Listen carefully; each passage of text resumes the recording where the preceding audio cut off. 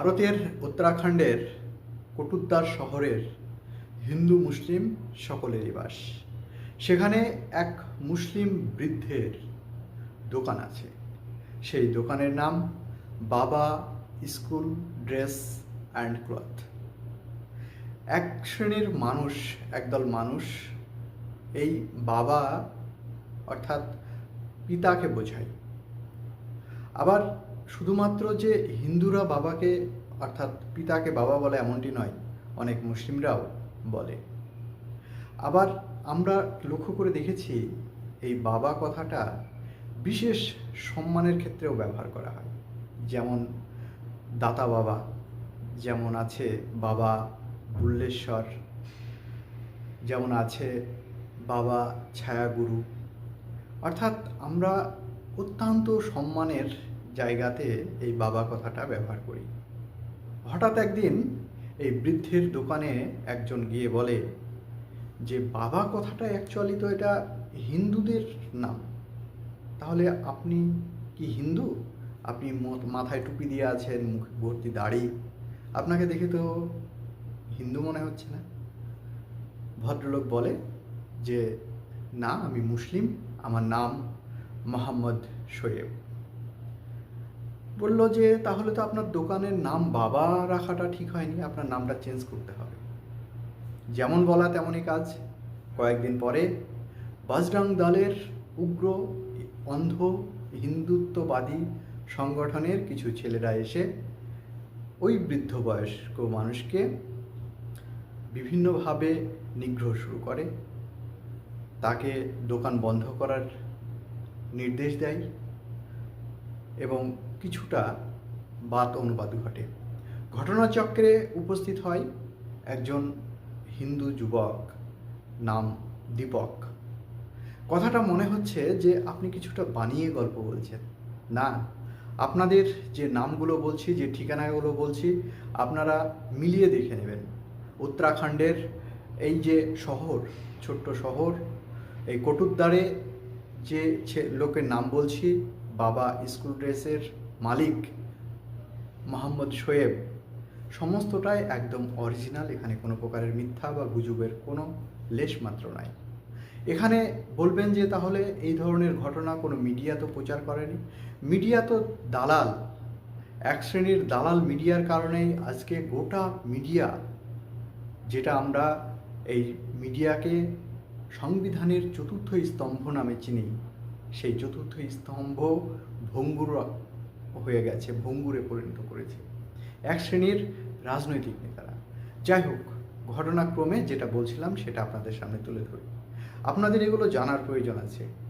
যারা মুসলিম বা হিন্দু, এই বিভিন্ন ট্র্যাডিশনে আমরা বিভক্ত হয়ে যাচ্ছি, তাদের কাছে আমার প্রশ্ন, আমরা যখন প্রাইমারি বা হাই স্কুলে বা কলেজে লেখাপড়া করেছি, তখন আমরা কখনো বলিনি যে আমাদের যিনি ইংরেজি শিক্ষক তিনি হিন্দু, তার নাম সন্দীপ ঘোষ বা প্রদীপ কুমার দে, অতএব আমি তার কাছ থেকে শিক্ষাটা নেব না, আমি মুসলিম ঘর থেকে বিলং করছি।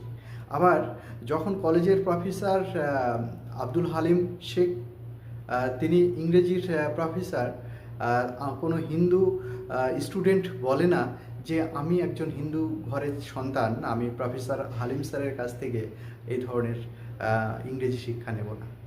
এই উদ্ভার যে বিষয়টা কবে থেকে সবচাইতে বেশি নাড়া দিল আমাদের মনের ভিতরে? যেদিন থেকে এই বিজেপি সরকার ক্ষমতায় এসেছে 2014 সালের পর থেকে। হ্যাঁ, এই তারপর থেকেই আমরা দেখেছি দিনের পর দিন আমাদের কাছের বন্ধুগুলোকে দূরে ঠেলে দিয়েছে। আমরা যাদের সংস্পর্শে সবসময় বসি, সবসময় একই পেয়ালায় চা পান করি, তাদের কাছেও প্রশ্নচিহ্ন রেখে দিয়েছে, তাদের সঙ্গে তোমরা বসছো কিসের জন্য? এই যে বিভাজন, এই বিভাজনের সৃষ্টিকর্তা অন্য কেউ নয়, এই বিভাজনের সৃষ্টিকর্তা আরএসএস বজরং বালি দলের নেতা কর্মীরা। এরা বিভিন্ন জায়গায় ছড়িয়ে ছিটিয়ে আছে, আর অল্প বয়সের ছেলে মেয়েদের ব্রেন ওয়াশ করে তাদের তাজা রক্তকে আরও টকবক করে ফুটিয়ে একটা ধর্মের মানুষের সঙ্গে আর একটা ধর্মের মানুষের বিদ্বেষমূলক ঘটনা ছড়িয়ে যাচ্ছে। এই কট্টরপন্থতা আর কতদিন চলবে? আমরা দেখেছি আমাদের মৌলানা সাহেব যারা আছেন বা যারা মুসলিম পীরজাদারা আছেন, তারা কখনো বলে না যে হিন্দুদের সঙ্গে মেলামেশা করা যাবে না, কিন্তু এখন নতুন করে এর ট্র্যাডিশন চলে আসছে। অনেক মুসলিম ঘরের ছেলে মেয়েদেরকেও এই ধরনের নিদান দেওয়া হচ্ছে। অর্থাৎ এই যে ধর্মীয় মেরুকরণ, এটা সবচাইতে সুবিধা এক শ্রেণীর স্বার্থ অন্বেষী মানুষের। এরা খুব সহজে মানুষের ব্রেনটা ওয়াশ করতে পারে এবং খুব সহজে মানুষে মানুষে বিভাজন করিয়ে ওদের যে মূল এজেন্ডা, মূল যে লক্ষ্য, সেই লক্ষ্যতে এরা পৌঁছে যেতে পারে। তাই এখনই আমাদের মতো সাধারণ মানুষ যারা দিন আনতে পান্তা ফুরায়, আমরা যারা একই কর্মকারের কাছে একটা কোদাল তৈরি করি এবং কাস্তে বা হাতুড়ি তৈরি করি, তাদের কাছ থেকে নিয়ে একই সঙ্গে যখন আমরা মাঠে জমিতে কাজ করছি, তখন আমাদের ঘামের বা আমাদের রক্তের যে মিল, সেই মিলের ভিতরে বিভাজন তৈরি করতে চাইছে যারা, তাদেরকে চিনে রাখার দরকার আছে। এত কথা বলছে এই কারণে, আজকে শুধু পশ্চিমবঙ্গ বা উত্তরাখণ্ড বা উত্তরপ্রদেশ কিংবা আসামে নয়, এই বীজ ভারতবর্ষের প্রত্যেকটা আনাচে কানাচে। আজকে আপনাদের কাছে প্রশ্ন রাখছি, আমি এই সময় দাঁড়িয়ে ইউটিউবে এই ভিডিওটা বানাচ্ছি, তাহলে যখন বাংলাদেশের দীপু দাসকে কেন্দ্র করে একটা সাম্প্রদায়িক উস্কানিমূলক ঘটনা ভারতবর্ষে তোলপাড় করে ওঠে, ভারতবর্ষের বিভিন্ন রাস্তাঘাট অবরোধ করে দীপু দাসের হত্যাকারীদের ফাঁসির সাজা চেয়ে ধর্নায় বসে, আজকে যারা এই একই সংখ্যালঘুদের উপরে, অর্থাৎ ভারতবর্ষের সংখ্যালঘুদের উপরে যখন দিনের পর দিন অত্যাচার হয়, তখন এই মিডিয়াগুলোই কেন চুপ? আপনারা প্রশ্ন করবেন না? আপনাদের প্রশ্ন করার প্রয়োজন আছে তো। আমি মুসলিম বা আমি হিন্দু তাই আমি প্রশ্ন করব এটা নয়। আমার প্রশ্ন একটাই, যখন আমার চোখের সামনে কোনো বন্ধু, সেটা হিন্দু মুসলিম খ্রিস্টান যেই হোক না কেন, তার উপরে অন্যায় হবে, জুলুম হবে, অত্যাচার হবে, আমার কর্তব্য এর প্রতিবাদ করা। আমি যদি প্রতিবাদ না করি, তাহলে আমার এই পৃথিবীতে মনুষ্য জন্ম নেওয়াটা একদম বৃথা বলে আমি মনে করি। যাই হোক, ঘটনাক্রমে ফিরে আসি। যে কথাটা বলছিলাম, এই দীপক নামের ছেলেটি যখন ঘটনাচক্রে পৌঁছে যায়, তার সঙ্গে তার একটি বন্ধুও থাকে, তার নাম বিজয়। বিজয় এবং দীপক এই দুজনে ওই যে বজরং দলের ছেলেগুলোর প্রতিবাদ করে যে এই বৃদ্ধ মানুষটাকে তোমরা এইরকম কেন করছো। তার দোকানের নাম যাই থাক না কেন, তার যা বয়স, তাতে মনে হচ্ছে যার দোকানের যা স্ট্রাকচার, তাতে কমপক্ষে 20 থেকে 30 বছরের পুরাতন তিনি ব্যবসা করছেন। এই উত্তরাখণ্ড জন্মের আগে থেকে, অর্থাৎ আপনারা জানেন 2000 সালে উত্তরাখণ্ড একটা নতুন রাজ্য পেয়েছে। তাহলে এই 2026 সালে এই ধরনের কার্যকলাপ কারা করছে? পক্ষান্তরে সেই বজরং দলের ছেলেরা জিজ্ঞেস করে, তোমার নাম কি? তখন দীপক রেগে গিয়ে বলে যে আমার নাম মোহাম্মদ দীপক। তখন বজরং দলের ছেলেরা বলে যে আচ্ছা, তুমি তো মোল্লা, তাই স্বাভাবিকভাবে তোমার মোল্লার প্রতি খুবই দরদ, এবং সেখান থেকে ওই বজরং দলের ছেলেরা চলে যায়।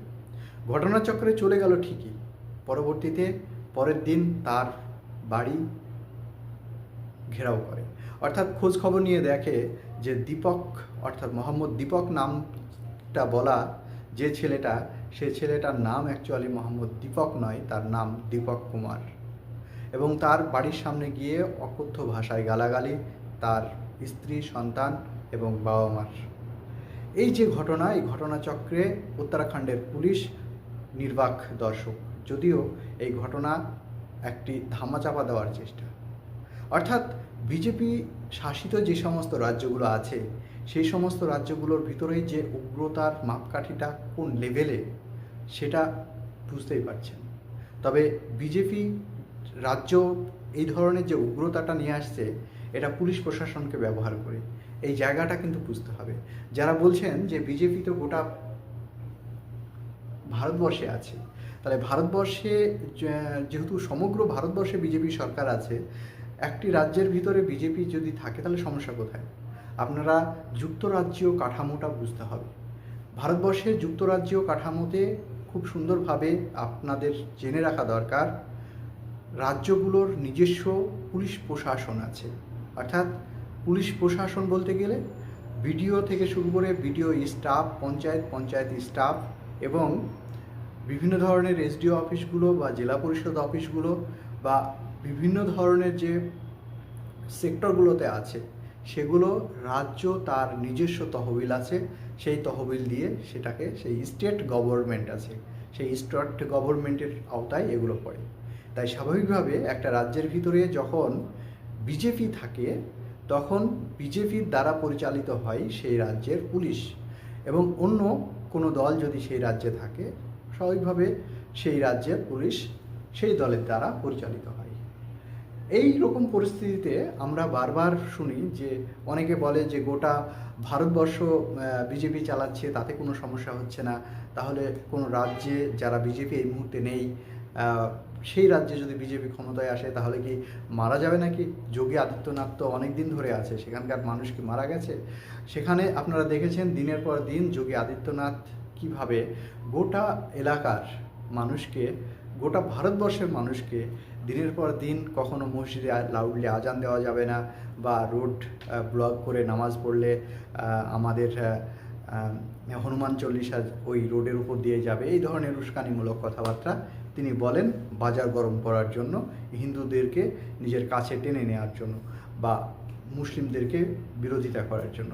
এই পরিস্থিতিতে আমার যে বক্তব্য আপনাদের সামনে, আমার যে কথা মেনলি যেটা বলা, যে বিভিন্ন সোশ্যাল মিডিয়ায় বিভিন্ন টিভি প্রোগ্রামগুলোতে যখন বাংলাদেশের ঘটনাতে ফলাও করে দেখানো হয়, কিন্তু এই ধরনের ঘটনাতে কোনো প্রকারে ফলাও করে বলা হয়নি। তবে বলা বাহুল্য এখানে দীপক কুমার অর্থাৎ মোহাম্মদ দীপক কুমারকে রাহুল গান্ধী তাকে বলেছেন, ধন্যবাদ জানিয়েছেন। তাকে আসাউদ্দিন ওয়েসি বলেছে যে হ্যাঁ, এটাই ভারতবর্ষের চিত্র, আমরা ধর্ম জাত এগুলো ভুলে গিয়ে আমাদের মানবিকতা সবচাইতে উপরে থাকার দরকার আছে, যেহেতু আমাদের দেশে একটা সংবিধান আছে, সেই সংবিধানের উপরে বেস করে আমরা চলি। এবার আপনাদেরকে বলি যে দীপক কুমারও কিন্তু একটা সোশ্যাল মিডিয়ায় কথা বলেছে। তিনি বলেছেন যে আমি যে কাজটা করেছি সে কাজটা আমার নৈতিক দায়িত্ব। ভারতবর্ষ একটি ধর্মনিরপেক্ষ দেশ, প্রত্যেকটা মানুষের, প্রত্যেকটা ধর্মের মানুষের এই ভারতবর্ষে থাকার অধিকার আছে। এখানে অন্য কোনো ধর্মের দ্বারা নিপীড়িত, ঘৃণা কোনোভাবেই সহ্য করা উচিত নয়, সেটা যে কোনো ধর্মের ক্ষেত্রে হতে পারে। তাই ভারতবর্ষের ভালোবাসার প্রয়োজন আছে, ভারতবর্ষের আপামর জনসাধারণের প্রেমের প্রয়োজন আছে। যে ভালোবাসার কথা বলেছেন নেতাজি সুভাষচন্দ্র বোস, যে ভালোবাসার কথা বলেছেন মহাত্মা গান্ধী, যে ভালোবাসার কথা বলে গান গেয়েছেন রবীন্দ্রনাথ ঠাকুর, কাজী নজরুল ইসলাম, জাতের নামে বজ্জাতি সব জাত জালিয়াত খেলছে জোয়া, এই যে বিখ্যাত লাইনটি কাজী নজরুল ইসলামের, তিনি তখনও বুঝতে পেরেছেন যে ভারতবর্ষের সবচাইতে বেশি সমস্যা ভাতের চাইতে জাতের। তাই পৃথিবীর অন্যান্য দেশগুলোতে জাতের এতটা সমস্যা না থাকলেও ভাতের সমস্যা আছে হয়তোবা, কিন্তু ভারতবর্ষব্যাপী আমাদের সবচাইতে বেশি সমস্যা ধর্মের। তাই ধর্মের নামে যে কোনো প্রতিষ্ঠান, যে কোনো পরিস্থিতি, এগুলোকে এড়িয়ে চলা উচিত রাজনৈতিক নেতা কর্মীদের। সেই ব্যাপারে শরৎচন্দ্র চট্টোপাধ্যায়ও খুবই সেন্সিটিভ ছিলেন। শরৎচন্দ্র চট্টোপাধ্যায় পথের দাবি উপন্যাসে তিনি সুন্দরভাবে বলেছিলেন। আবার রাস্তা কারোর একার নয়, এই কথা বোঝাতে গিয়ে তিনি বলেছেন ধর্ম বিজ্ঞান তাদের রাস্তা একেবারে নিজস্ব। এখানে কোনো রাস্তার সঙ্গে কোনো রাস্তা মিশিয়ে দিলে আমরা দেখি যে আমাদের দৈনন্দিন জীবনে বিভিন্ন ধরনের সমস্যা নেমে আসে।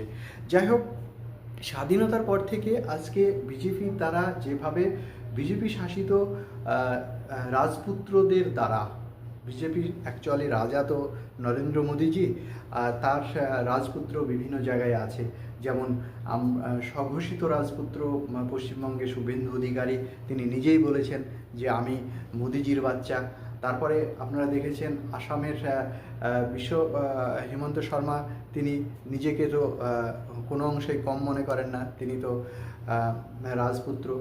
আবার আপনারা দেখছেন যে উত্তরপ্রদেশে যোগী আদিত্যনাথ, তিনি তো সবচাইতে বড় ছেলে, অর্থাৎ যুবরাজ। তাদের ধাপে ধাপে মোদিজির অনেকগুলো ছেলে ধাপে ধাপে যখন বাই বাই করে, পরবর্তীতে আর কি বাই টু বাই আসবেন ক্ষমতায়, মোদিজি ছেড়ে দিলেই আমাদের হয়তো যোগীজি প্রধানমন্ত্রী হবেন, আমরা হয়তো বা এটাই দেখতে পাবো। এই ট্রেডিশনের মধ্যে দিয়ে তারা যুবরাজ, ছোট রাজা, বড় রাজা, ছোট বাবু, বড় বাবু বিভিন্ন তরিকাতে ভাগ করে রেখেছেন। তবে আপনাদের বলে রাখি, যারা এই মুহূর্তে আমার ভিডিওটি দেখছেন, হিন্দু মুসলিম এই সংস্কারের রাজনীতিটা, এই কুসংস্কারের রাজনীতিটা অনেক আগে থেকেই শুরু হয়েছে। সেটা স্বাধীনতা সংগ্রামের আগে থেকেই, স্বাধীনতার পরে হয়তোবা কিছুটা কম হলেও আজকের দিনে দাঁড়িয়ে অত্যন্ত বেশি হয়েছে এবং বিজেপির ক্ষমতা আসার পরেই, অর্থাৎ বিজেপি তো আমরা দেখি সামনে থেকে যে তারা হয়তো ক্ষমতায় আছে, কিন্তু অ্যাকচুয়ালি ক্ষমতায় আছে আরএসএস মদতপুষ্ট গোটা ভারতবর্ষের প্রত্যেকটা সংগঠন, সেটা আরএসএস মদতপুষ্ট বিজেপি হতে পারে, বজরং দল হতে পারে। আমি মনে করি যে বিজেপি, বজরং দল এগুলো আরএসএসেরই বানানো সংগঠন। তাই তারা এই মুহূর্তে গোটা ভারতবর্ষে যে অস্থিরতা তৈরি করেছে এবং দীপক কুমার যে সাহসী পদক্ষেপ নিয়েছে, তাই আমরা কুর্নিশ জানাই। আমরা কুর্নিশ জানাবো। পশ্চিমবঙ্গেও এই ধরনের একটা সমস্যা একটা সময় হয়েছিল, পশ্চিমবঙ্গের আসানসোল শহরে। সেখানে একটা মুসলিম ঘরের ছেলেকে শহীদ হতে হয়েছিল এবং তার মৃত ছেলেকে কাপড় দিয়ে ঢেকে রেখে তার বাবা এসে বলেছিলেন যে আমি ধর্মের জন্য বা ধর্মকে কেন্দ্র করে আসানসোল শহরে দাঙ্গা হোক, এই ধরনের আমি কখনো চাই না। আমাদের হিন্দু মুসলমানের ঐক্য থাকুক এবং আমার ছেলের হয়তোবা আয়ু এই পর্যন্ত ছিল, তাই আমরা এখানেই এই ঘটনা শেষ করতে চাই। তাই যুগে যুগে প্রত্যেকটা ধর্মের ভিতরেই দীপক বা বিজয়ের মতো মানুষ থাকবে, আসবে, আবার আসবে এই মোহাম্মদ শোয়েবের মতো মানুষ, বা আমার মতো, আপনার মতো, যারা এই মুহূর্তে ধর্মের বিভাজনের মধ্য দিয়ে ভারতবর্ষকে কোনো রকমভাবে অস্থির পরিবেশ করতে চান না।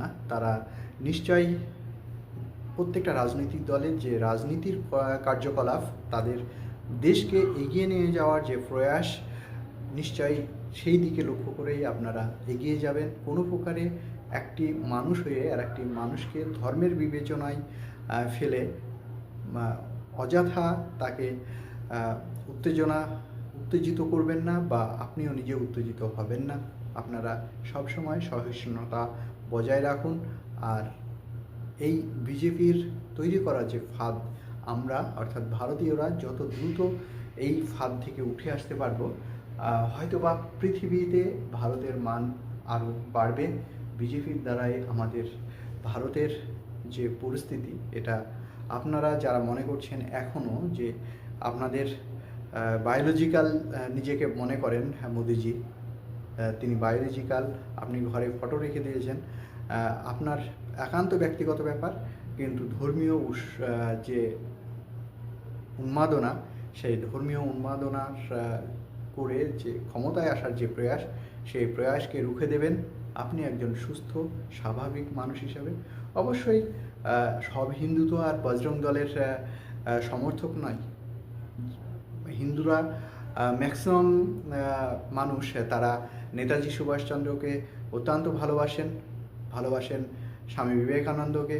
অতএব মোদিজির পাতা ফাঁদে তারা যে পা দেবে না, সেটা আমরা সবসময় বিশ্বাস করি, সবসময় মনে রাখি। ভালো থাকবেন, সুস্থ থাকবেন। আর আমরা অবশ্যই যে যেখানে সংখ্যায় বেশি আছি, সংখ্যায় যারা কম আছে, তাদেরকে সবসময় প্রোটেস্ট দেব। আমরা অঙ্গীকারবদ্ধ, আমরা কখনো মানুষের জন্য এই রাস্তাতেই চলব। কখনোই ওই ধর্মীয় মেরুকরণে পড়ে কোনো রাজনৈতিক দলের কাজ হাসিল করতে দেব না। রাজনীতির তার সংবিধানের এজেন্ডার উপরে হোক, ধর্ম তার নিজস্ব পথে নিজস্ব গতিতে চলুক। এখানে কেউ কাউকে বাধা দেবে না, কেউ কাউকে পথ আটকে বসে রাখবে না। ভালো থাকবেন, সুস্থ থাকবেন। আজকের ভিডিওটা যদি আপনাদের ভালো লাগে, তাহলে অবশ্যই একটি লাইক দিয়ে পাশে থাকবেন। আর দীপক কুমারের উত্তরাখণ্ডের যে ঘটনা, সেই ঘটনাটা খুবই ভালো। একজন বিবেকবান মানুষ হিসাবে আমরা সব সময়কার জন্য এইরকম মানুষকেই পাশে রাখতে চাই, এইরকম মানুষকেই ফলো করতে চাই। এইরকম মানুষই আগামী দিনে আমাদের পাথেয় হোক। নেতাজি সুভাষচন্দ্র বসুর আদর্শের ভারতবর্ষ তৈরি হোক। জয় হিন্দ। ভালো থাকবেন সকলে।